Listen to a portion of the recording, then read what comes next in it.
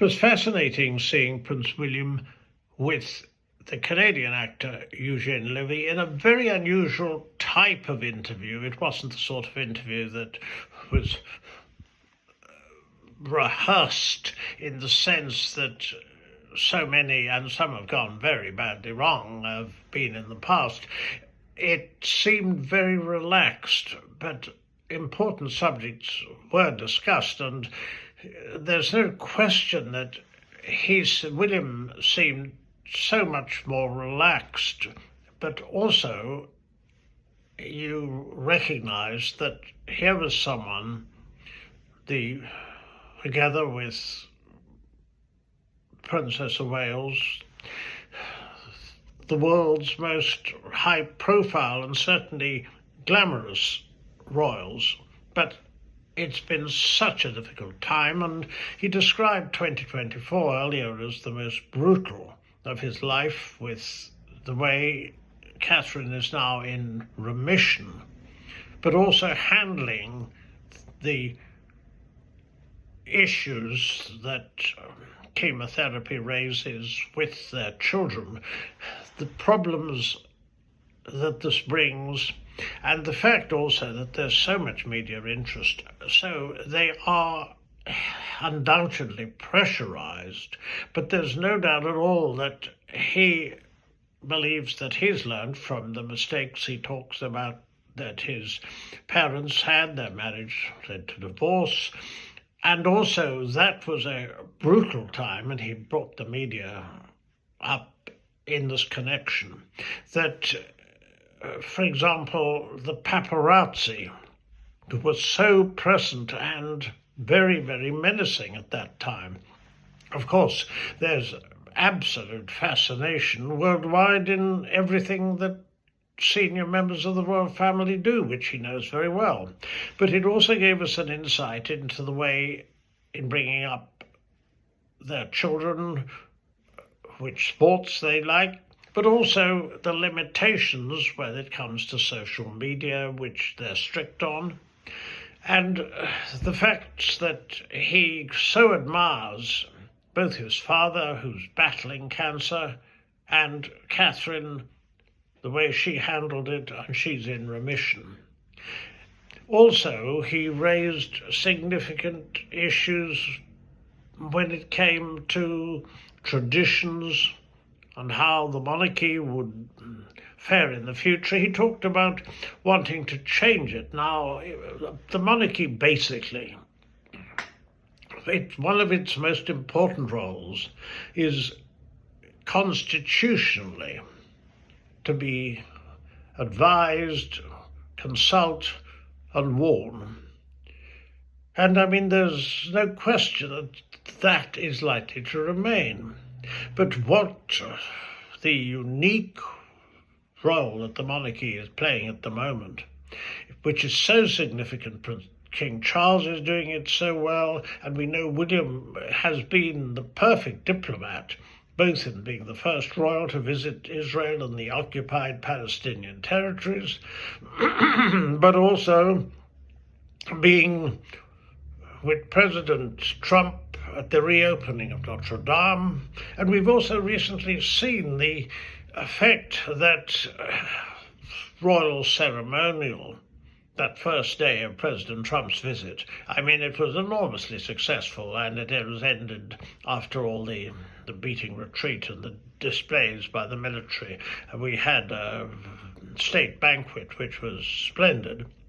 All of this makes a tremendous difference, and it's significant also that the president's threats to make Canada an extra state of the United States, well, he hasn't repeated them since King Charles, only the second member of the royal family to do this. The previous time the Canadian Parliament was opened was by Queen Elizabeth in 1957.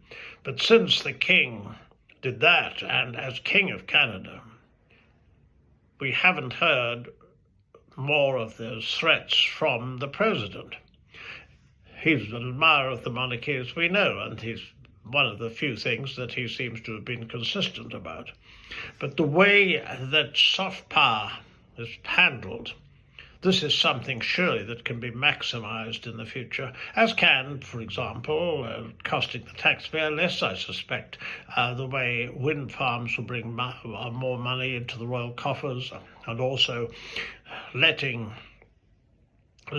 rentals, and also, no doubt, more people will be joining the 500,000 or so who go each year to see Buckingham Palace.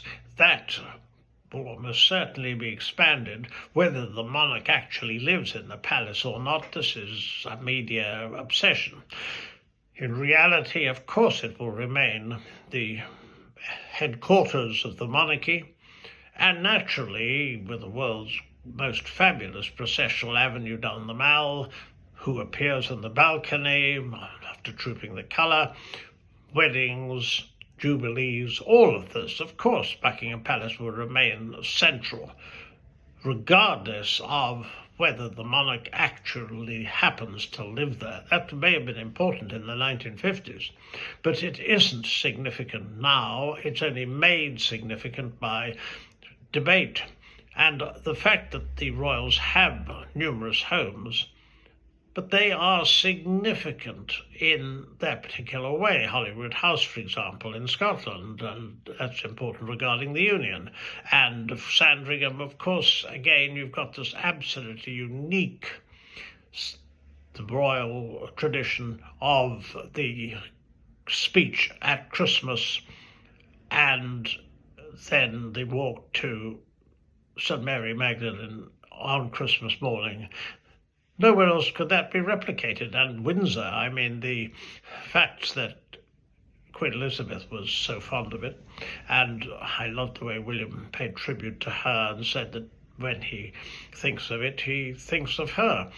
She used it a lot during the latter part of her reign, but also Easter was always spent there, and of course her favourite event of the year, Royal Ascot, and the King and Queen are taking a good deal of interest in racing. What we will see, I think, with Prince William will be an emphasis on charitable issues where he realises how the royal family and some, for example, the Duchess of Edinburgh, and also Queen Camilla, have their interest in the way women are abused during conflict or indeed domestically. All of this is rather new to the royal family, but it's extremely important, and no other institution can get messages across as they can. So with William's talk of change, it won't be constitutional. And the monarchy has obviously to remain above party politics. But what it will be an enduring institution which will have a young or youngish, certainly younger monarch at its head, and also someone who's proved that he's interested in contemporary issues that involve young people, particularly mental health, homelessness, and the environment. This, of course, is becoming, this was an issue that all the parties agreed on when net zero for 2050 was set when Theresa May was Prime Minister. This issue, however, is becoming, given different parties' views on it now, a matter of political debate, and it'll be interesting to see how the royals handle this.